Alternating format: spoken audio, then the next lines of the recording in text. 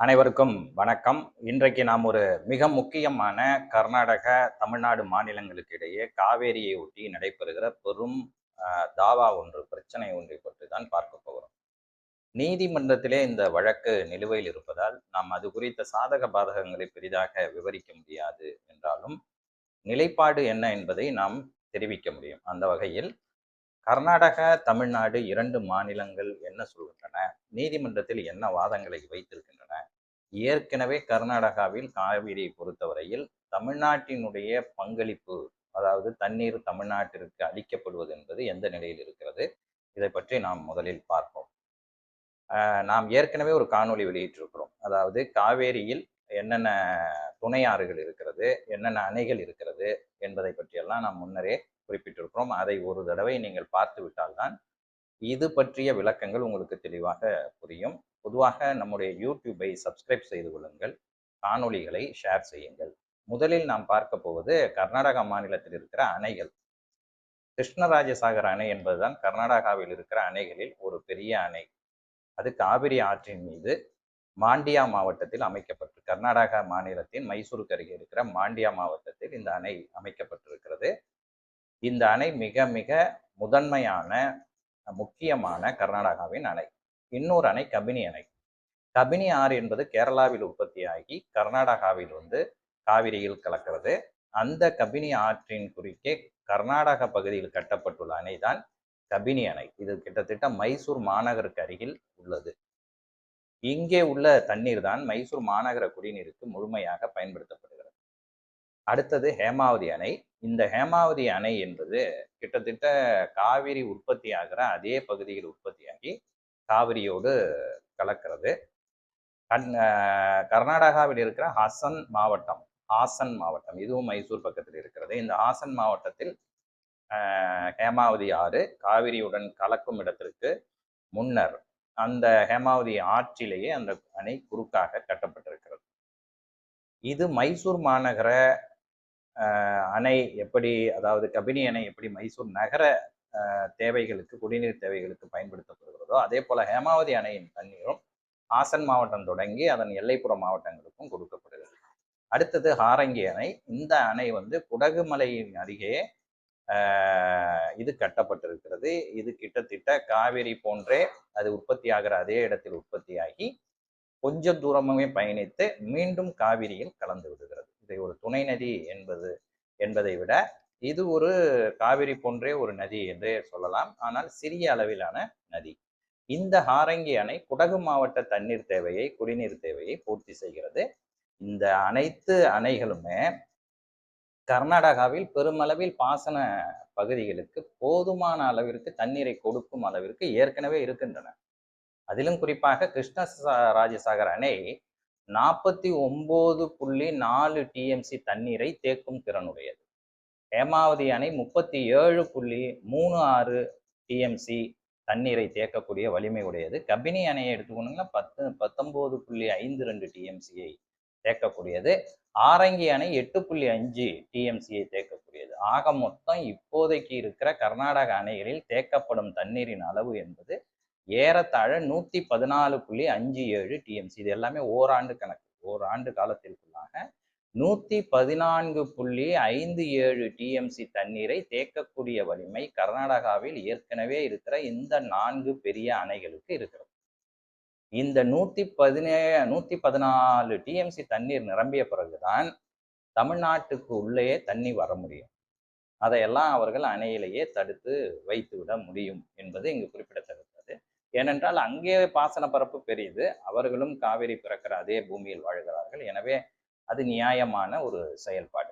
இப்பொழுது அவர்கள் திட்டமிட்டிருக்கிற இன்னொரு அணை என்பது மேக்கே தாட்டு என்ற இடம். மேக்கே என்றால் கன்னடத்தில் ஆடு, மே என்று கத்துகிறது இல்லையா, அதிலிருந்து வந்தது மேக்கே. எனவே ஆட்டின் பெயர் கர்நாடகாவில் மேக்கே. அந்த மேக்கே தாட்டு என்றால் தாண்டுவது, ஆடு தாண்டும் காவேரி. கர்நாடகாவில் இருந்து 4 அணைகளிலும் நீர் நிரம்பி உபரி நீராக வெளியேறுகிற வெள்ள நீர் குறிப்பாக மழைக்காலங்களில் தமிழ்நாட்டிற்குள் நுழைவதற்கு இந்த மேகத்தாட்டு என்ற இடத்தில் பாறைகளுக்கு இடையே இருக்கிற ஓட்டைகள் வழியாக புகுந்து வெளியே வருகிறது. பெரிய அகலமான இடமாக அது இருக்காது. ஒரு ஆடு தாண்டக்கூடிய அளவுக்கு ஒரு 4-5 அடி அகலம் உள்ள பாறை இடுக்கு. அது பல அடி ஆழம் உள்ளது. இப்படியான நிறைய ஓட்டைகள், துவாரங்கள், இடைவெளிகள் மலைகளில் இருக்கும், குன்றுகளில். அதன் இடையே நீங்க ஒரு ஒகேனக்கல் போனீங்கன்னா கூட பார்க்கலாம். அந்த கேப்ல தண்ணி வரும். அதெல்லாம் அகலமான இரு பாறைகளுக்கு இடையே தண்ணி வரும். ஆனா இங்க ரொம்பவும் குறுகலான பாதையா அது இருக்கும். ஆனா மிக ஆழமா இருக்கும். 1, 2 இல்ல, அது மாதிரி நிறைய பகுதிகள் அந்த இடங்கள்ல இருக்கும். அதெல்லாம் பின்னாடி மறுபடியும் மலையை தாண்டினோடனே ஒண்ணா சேர்ந்து காவிரியில சேர்ந்து வரக்கூடிய பகுதி. அதுதான் தமிழ்நாட்டின் நுழைவு பகுதி. அது கர்நாடகா மாநிலத்தில் கிட்டத்தட்ட பெங்களூரின் நெருக்கத்தில் இருக்கிற கனகபுரா நகரத்திற்கு அருகே இந்த சங்கமிதா என்ற இடத்திலே தான் இந்த அணை கட்டப்பட அவர்கள் திட்டமிட்டிருக்கிறார்கள். இந்த அணை கட்டப்பட்டால் அது ஒரு 67.16 டிஎம்சி தண்ணீரை தேக்கும் வல்லமை உடையதாக அமைக்கப்படும். அப்படி பார்த்தால் மொத்தமாக ஏற்கனவே 114.57 டிஎம்சி தண்ணீரை தேக்கி வைக்கும் திறன் பெற்ற கர்நாடகா, மேகதாதுவில் அணை கட்டப்பட்டால் அவர்களினுடைய தேக்கும் திறன் என்பது 181.73 டிஎம்சியை தாண்டக்கூடும். இது பாசன காலங்களில் அதிகரிக்கக்கூடும். 1-2 டிஎம்சிகள் அதிகரிக்கக்கூடும். இப்படி அவர்களை தண்ணீரை தேக்கிவிட்டால் ஏற்கனவே பற்றாக்குறை காலத்தில் தமிழ்நாட்டிற்கு வர வேண்டிய தண்ணீரின் அளவு குறைந்து கொண்டிருக்கும் சூழலில் நாங்கள் தண்ணீருக்கு என்ன செய்வது என்பதுதான் தமிழ்நாட்டினுடைய கோரிக்கையாகவும் வாதமாகவும் இருக்கிறது. அவர்களுடைய கோரிக்கை என்னவாக இருக்கிறது என்றால், தமிழ்நாட்டில் அணை கட்ட முடியாத சூழல் இருக்கும்போது எங்கள் பகுதியில் கடைசி எல்லையில் நாங்கள் கட்டிக்கொள்வது என்பது உபரியாக வெள்ளக்காலத்தில் வெளியேறுகிற நீர் தமிழ்நாட்டில் மேட்டூர் அணைக்கு சென்று அங்கேயும் தேக்கி வைக்க முடியாமல் வீணாக கடலுக்கு செல்லுகிறது. எனவே நாங்கள் ஒரு அணையை எங்களுடைய பகுதியில் கட்டுவிட்டால் அதை தேக்கி வைக்க முடியும். அதன் மூலமாக தமிழ்நாட்டிற்கு பற்றாக்குறை காலத்தில் அந்த தேக்கி வைக்கப்பட்டிருக்கிற தண்ணீரை நாங்கள் அளிக்க முடியும் என்று அவர்கள் சொல்லுகிறார்கள். ஆனால் இப்பொழுது இருக்கிற பற்றாக்குறை காலத்தில் அப்படி நிகழுமா? ஏன்னா ஏற்கனவே இந்த 60 டிஎம்சி இல்லாமல் பழைய கணக்குப்படியே தேக்கி வைக்கப்படுகிற தண்ணீரில் உபரி நீர் கிடைப்பது பிரச்சனையாகிதான் நடுவர் மன்றம் அமைக்கப்பட்டு அதிலே தீர்ப்பு கொடுக்க முடியாமல் உச்ச நீதிமன்றம் வரை சென்று நாம் தீர்ப்பை பெற்று அதன் அடிப்படையில் தான் இப்பொழுது ஆண்டுதோறும் நமக்கான தண்ணீர் வழங்கப்படுது. இந்த பிரச்சனையை தமிழ்நாடு அரசு நீதிமன்றத்தை அணுகி முறையிட்டது. உச்ச நீதிமன்றத்தை அணுகி முறையிட்டிருக்கிறது. அதிலே தமிழ்நாடு வைக்கக்கூடிய வாதம் என்னவென்றால், தமிழ்நாடு என்பது காவிரியை பொறுத்தவரை கீழ் ரைப்பேரியன் ரைட் பெற்ற மாநிலம். அதாவது கீழ் பாசன பகுதியை உள்ளடக்கிய ஆற்றுப்படுகை. இந்த கீழ் ஆற்றுப்படுகை மாநிலங்களுக்கு தான் அல்லது நிலப்பரப்புக்கு தான் மேல் ஆற்றுப்படுகை மாநிலங்களை விட, நாடுகளை விட அதிக ரைட் உண்டு, உரிமை உண்டு என்பது சர்வதேச நீரியல் சட்டம். ரைப்பேரியன் ரைட்ஸ் என்பது பாசன படுகைகளின் உரிமைகளை பற்றி பேசுவது. இந்த சட்டத்தின்படி தமிழ்நாட்டினுடைய கீழ்ப்படுகைக்குத்தான் மேல் படுகையை விட அதிக உரிமை உள்ளது. அதன் அடிப்படையில் மேல் பகுதியில் அணை கட்ட வேண்டும் என்றால் கீழ்ப்பகுதியில் இருக்கிற தமிழ்நாட்டிடம் அனுமதி பெற வேண்டும் என்பதுதான் சட்டம். அதை உச்ச நீதிமன்றம் பல முறை உறுதிப்படுத்தி இருக்கிறது. இந்த முறை கூட ஒரு தீர்ப்பை உச்ச நீதிமன்றம் 2 மாதங்களுக்கு முன் அளித்தது. அந்த தீர்ப்பில் உச்ச நீதிமன்றம் சொன்னது என்னவென்றால், இந்த மேகதாது அணையில் ஒருபோதும் அவர்கள் உங்களுடைய, அதாவது தமிழ்நாட்டுடைய அனுமதி இல்லாமல் அணை கட்ட முடியாது. ஆனால் இப்பொழுது அவர்கள் பேசுவது அல்லது அனுமதி கோருவது என்பது அணை கட்டுவதற்கான ஒரு திட்ட அறிக்கையை தயாரிப்பதற்கான அனுமதியை கொடுங்கள் என்பதுதான்.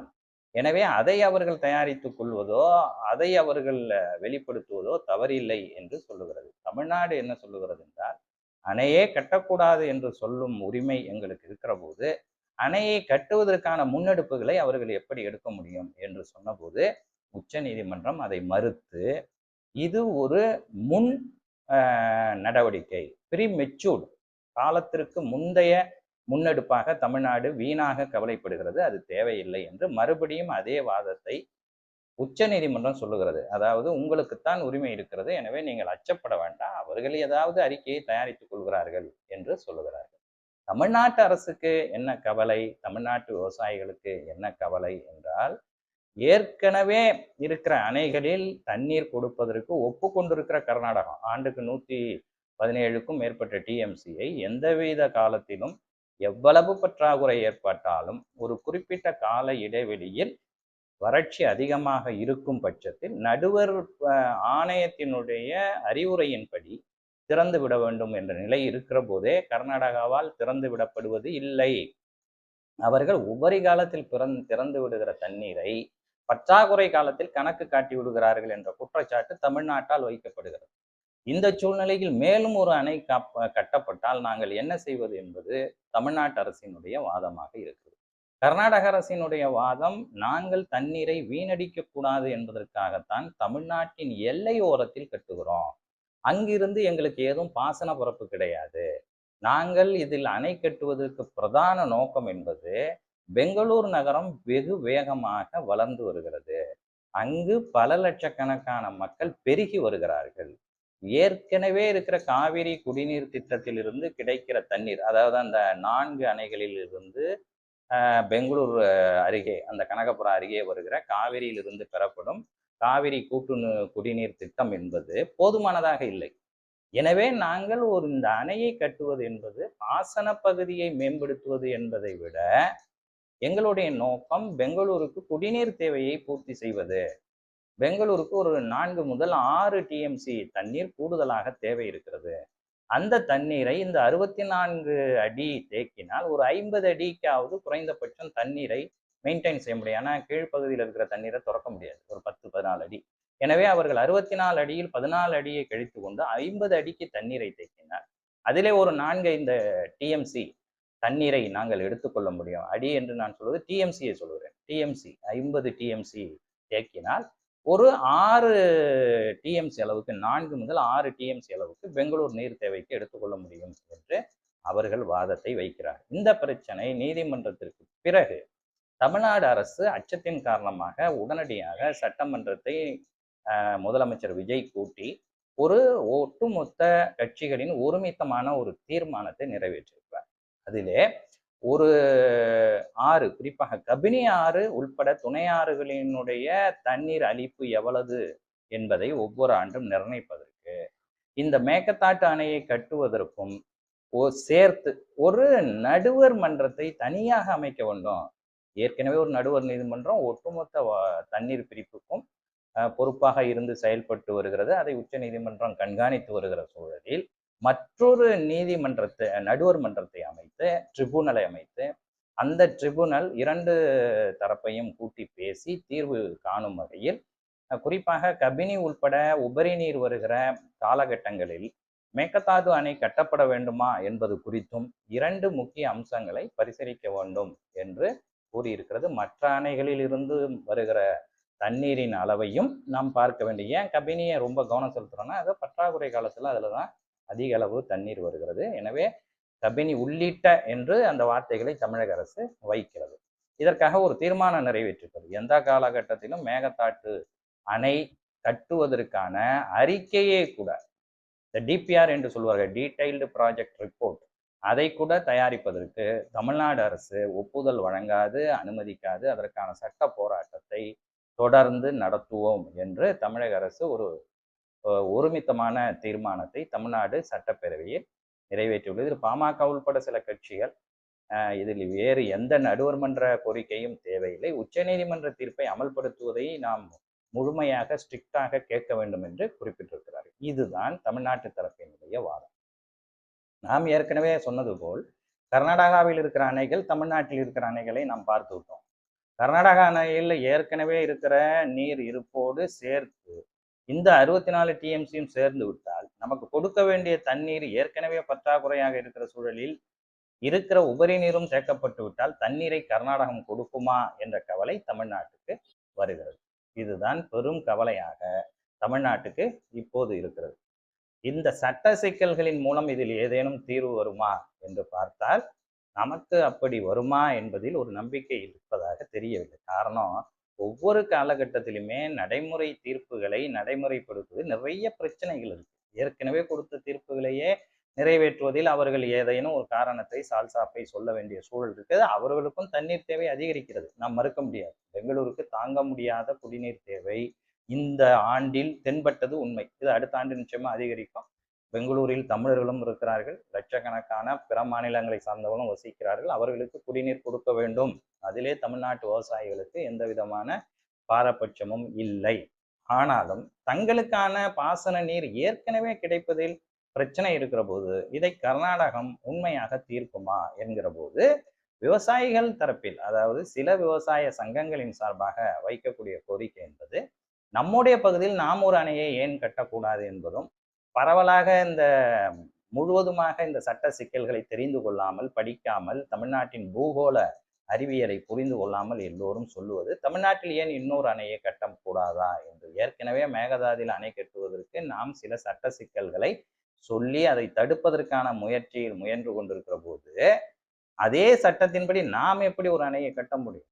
அந்த அணையை கட்டுவதற்கான சூழலும் நம்முடைய மாநிலத்தில் இல்லை. இங்கே பெரும்பாலும் சமவெளி பகுதிகள் தான் மேட்டூருக்கு பிறகு இருக்கிறது, அல்லது மேட்டூருக்கு முன்னர் ஒரு பகுதி இருக்கிறது, அது ஓரளவில் கட்டலாம். அது ராசி மணல் என்று கிருஷ்ணகிரி மாவட்டத்துல, தருமபுரி கிருஷ்ணகிரி மாவட்ட இணைவு பெறுகிற பகுதியில ஒரு பகுதி இருக்கிறது. அங்கே நாம் இந்த ராசி மணல் என்ற கிராமத்தில் இந்த அணையை கட்டினால் நீரை தேக்கலாம் என்று சொல்லுகிறார்கள்.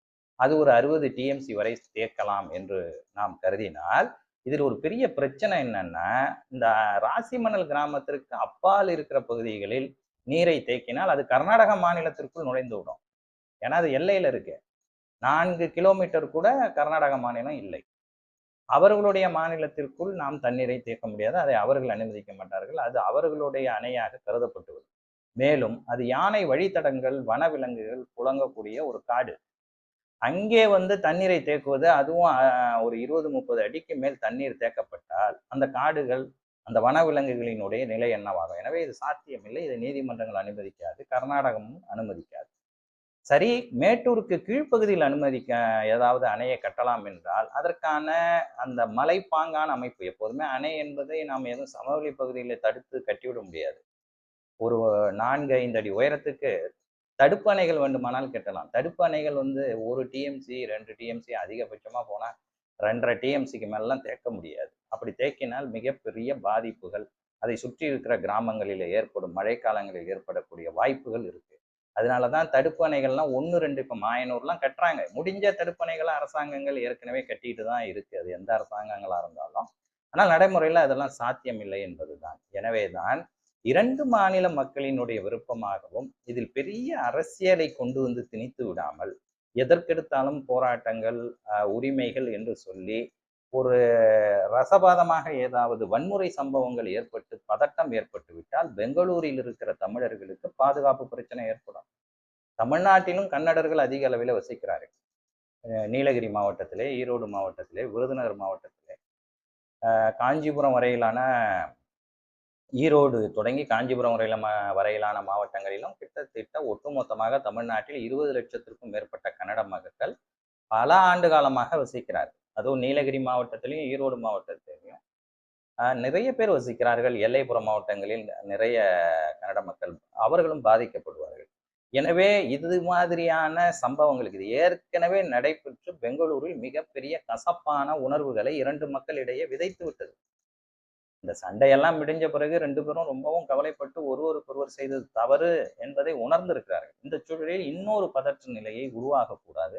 சகோதர மாநிலங்கள் சகோதரத்தோடு வாழ வேண்டும். 2 மக்களுமே ஒரே மாதிரியான கலாச்சார, பண்பாடு, பாச உணர்வு உடையவர்கள் தான்.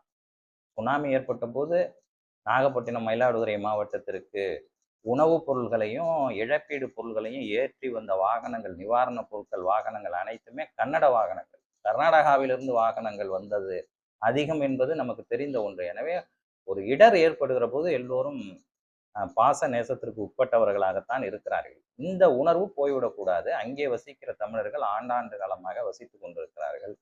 எனவே இரு தரப்பிலும் அமைதியாக கலந்து பேசி விவசாய பிரதிநிதிகளை உள்ளடக்கிய ஒரு குழுவை, ஏன்னா அவங்களுக்கு தான் தெரியும் எந்த நேரத்துல தண்ணி தேவை, இதுல அரசியல் அவங்க கலக்கிறதுக்கு வாய்ப்பு இல்லை. எனவே உண்மையான விவசாய பிரதிநிதிகளை ஒருமுகப்படுத்தி 2 தரப்பிலும் அங்கே பாசன பரப்பு எவ்வளவு, இங்கே பாசன பரப்பு என்பதையெல்லாம் ஒர்க் அவுட் பண்ணி ஒரு முடிவுக்கு அதை ஒரு நடுவர் குழுவுக்கு அமைத்து பிறகு தீர்த்து கொள்ள வேண்டும் என்பதுதான் இப்பொழுது இருதரப்பு கோரிக்கையாக இருக்கிறது. ஆனால் உச்ச நீதிமன்றத்தில் இது இருப்பதால் இதை குறித்து யாரும் அவ்வளவு எளிதாக விமர்சித்து பேசிவிட முடியாது என்பதால் நாம் மேலும் பல தகவல்களை அடுத்த காணொளியில் காண்போம். அதுவரை நன்றி கூறி விடைபெறுகிறேன். நன்றி, வணக்கம்.